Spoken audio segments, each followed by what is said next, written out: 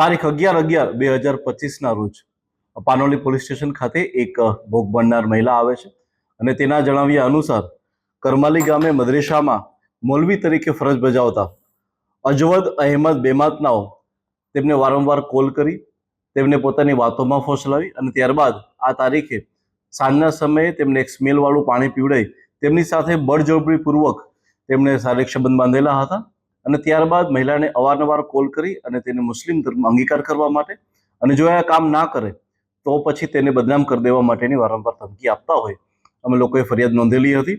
ફરિયાદ નોંધ્યા બાદ અમને ધ્યાનમાં આવ્યું છે કે જે મૌલવી અજમદ અહેમદ બેમાત છે તે કેનેડાના સિટીઝન છે અને અહીંયા ઇન્ડિયાની વારંવાર મુલાકાત રહી છે અને આ દરમિયાન તે મહિલાઓની સાથે એણે આવું કૃત્ય કરેલું છે.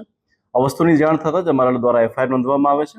એફઆઈઆર નોંધી અને આરોપીને જેલ હવાલે કરી અને તેના 10 દિવસના રિમાન્ડ લેવામાં આવે છે. હાલમાં અમારી તપાસ ટીમ જે છે એ ખૂબ જ ઊંડાણપૂર્વક આ વસ્તુની જાંચ કરી રહી છે કે તેણે આ સિવાય એણે કઈ કઈ જગ્યાએ ભારતની બહાર પ્રવાસ કરેલો છે અને કેવી રીતે એને આ બધા કૃત્યો કરતા હતા. Thank you.